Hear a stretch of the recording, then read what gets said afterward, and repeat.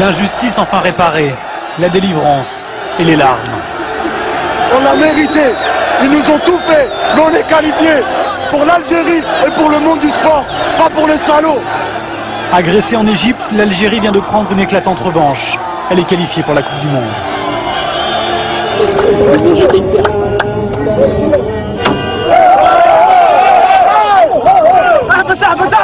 Samedi soir au Caire, après match, l'Égypte vient de forcer l'Algérie à un match d'appui. Et les pierres continuent de fuser sur le bus algérien.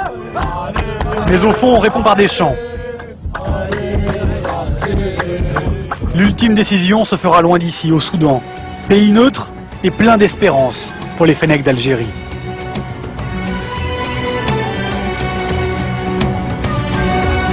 On a perdu le match, on s'est fait caillasser après le match. Qu'est-ce qui serait passé si on l'avait remporté? Maintenant on a réussi à sortir de ce pays presque sain et sauf.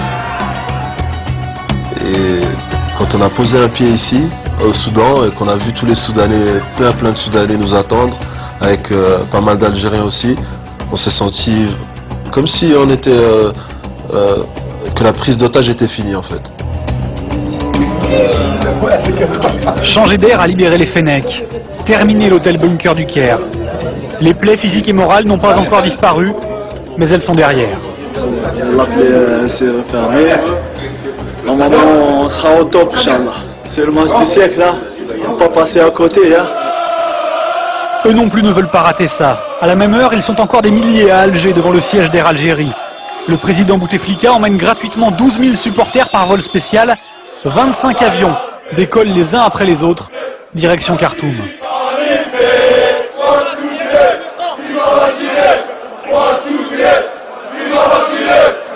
D'Alger, de Paris aussi, la colonie algérienne arrive des 4 coins du globe avec ou sans billet pour assister au match.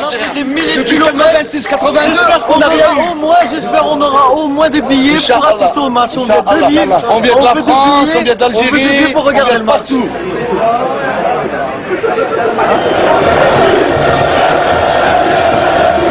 Mercredi, ils sont 15 000 Algériens à Khartoum pour 10 000 billets seulement. Tout le monde n'a pu rentrer. À 3 heures du match, le stade est bondé, l'ambiance monte.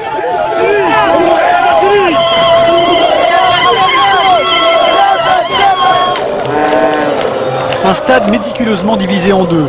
Supporters, journalistes, vestiaires algériens d'un côté, les Égyptiens de l'autre. Image insolite et presque troublante. Les joueurs arrivent sur la pelouse, chacun de leur côté. Ultime réponse aux provocations, les Algériens tournent le dos à leur adversaire pour chanter leur hymne. Le ton est donné. Il leur faudra ensuite 40 minutes pour trouver la faille et le reste de la soirée pour savourer ce but qui les propulse au paradis.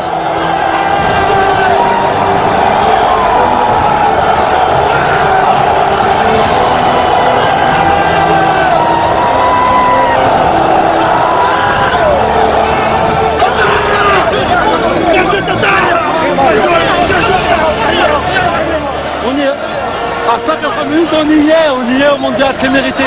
Après ce qu'ils nous ont fait, c'est rien ça, c'est rien par rapport à ce qui se passe. C'est rien. Vive l'Algérie!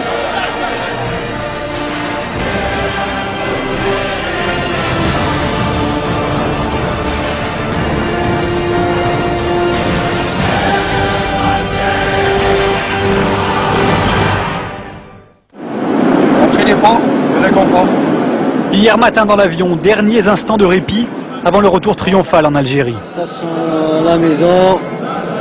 Je pense qu'on s'attend à un accueil merveilleux. Non, ça va être la surprise. On sait que le public il doit être présent. Maintenant, ça va être une grosse surprise pour nous. Bon, on va profiter de ce moment parce que c'est vraiment unique.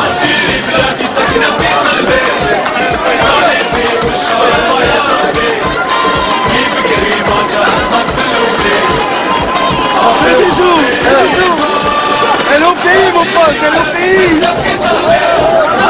Fanfare, fleurs et tapis rouges. L'Algérie n'a pas encore gagné la Coupe du Monde, mais c'est tout comme.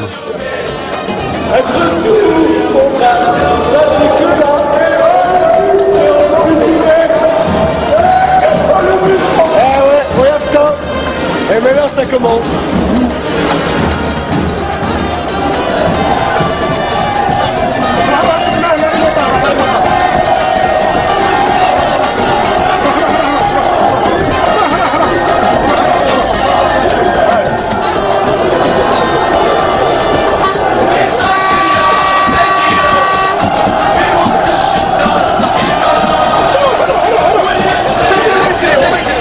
Il faudra 3 heures pour effectuer les 15 km entre l'aéroport et Alger. Des scènes de liesse jamais vues depuis l'indépendance. Ces 23 Fennecs, perchés sur leur bus, sont bien plus que des héros. Des martyrs bientôt reçus en grande pompe par le président de la République.